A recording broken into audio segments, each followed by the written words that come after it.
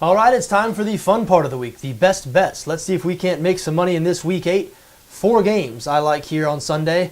Let's go through them now quickly, starting with the Tampa Bay Bucks at home against the Minnesota Vikings. I know this is an ugly game between two bad teams, but I feel like this is a good spot for a Tampa play. The Bucks, a 2.5-point favorite on BETDAQ. Good buy low time for them. Obviously, it's always a buy low time for the Tampa Bay Bucks, but remember, in their last game, they were routed by the Baltimore Ravens at home. Now, they did have a bye last week, so they've had some time to get it together. Facing a Minnesota team here, averaging just over 17 points per game, led by rookie quarterback Teddy Bridgewater. Just think if the Bucks are ever going to get it together and win a game, this is a good opportunity, and I think they're going to be able to get the job done. Remember, some skill position talent on that Tampa offense, and the Bucks just aren't quite as bad as they looked in their last game. You look at their 2 previous games, they beat the Pittsburgh Steelers in Pittsburgh and then went on the road in New Orleans and took the Saints to overtime. So the Bucks a little bit better than people are giving them credit for right now. Those 2 blowout losses they've suffered, one to Atlanta and the other in their last game to Baltimore, has really skewed public opinion of them. I think they're going to take care of business at home against the Minnesota Vikings. I like Tampa minus 2.5. Next game I'd like to talk about, staying in the state of Florida, heading up to Jacksonville where the Jaguars will host the Miami Dolphins.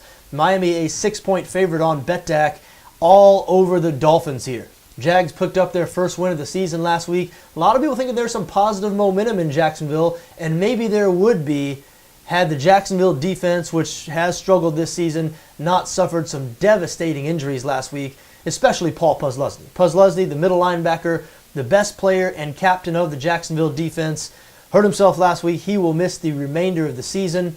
Andre Branch, one of the Jags' best pass rushers, he'll miss this game as well. They might be without 2 cornerbacks who get a lot of play as well, Dwayne Gratz and Alan Ball. So a short-handed Jaguars defense, hey, they're surrendering over 27 points per game anyway, and the Miami offense really playing well right now. Don't know if you saw the Dolphins last week when they went up to Chicago, but the Bears just had no answer for Ryan Tannehill and this Dolphins offense. They're doing some very interesting things in the run game.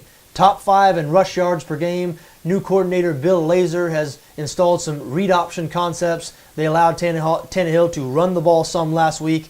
Just think the Miami offense is going to have a lot of success in Jacksonville today. And the Dolphins have been playing very well defensively. Top 10 in total defense, top 10 in pass defense. You look at this Jacksonville offense, they start 5 rookies. They are not good at all. Dead last, 32nd in the NFL in points scored. So don't like much at all about the Jags in this spot today. Think the Miami Dolphins going to cover 6 easily. Next game I'd like to talk about, out west, the Arizona Cardinals hosting the Philadelphia Eagles. Maybe the best game of this week 8. Arizona and Philadelphia both 5-1 after all. I think this is a good spot for the Cardinals here. Just a 1-point favorite. Arizona's been undervalued for the past couple of years. They're very good at home, 3-0 in their 3 home games this season. Primary reason I like them in this spot is their defense against the Philadelphia offense, specifically the Arizona rushing defense. Second in the NFL in rush yards per game allowed, surrendering just a hair over 72 rushing yards per game this season. And the Philadelphia offense, even though they haven't run the ball quite as well this season as they did last year, issues on the offensive line have everything to do with that.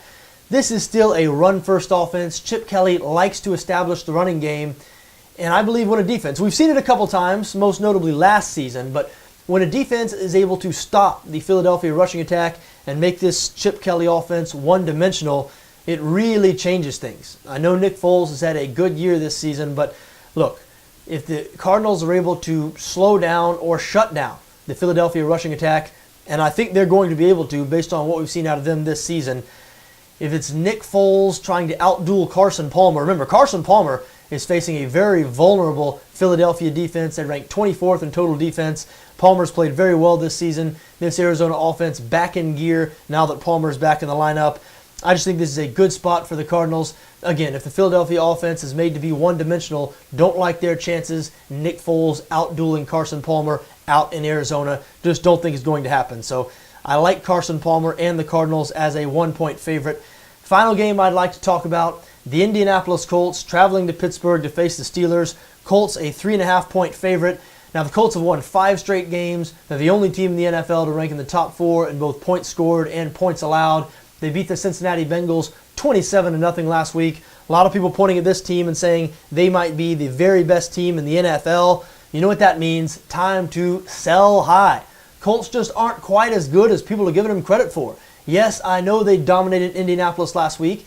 I know they dominated Cincinnati last week, but that game was in Indianapolis. The Bengals were without their best offensive player, A.J. Green.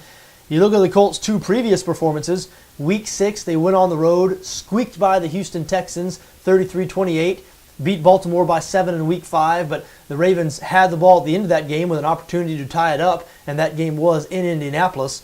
So the Colts are just not a dominant team, and they will be without Reggie Wayne in this game, one of Andrew Luck's favorite targets. I think that's going to affect the offense a little bit.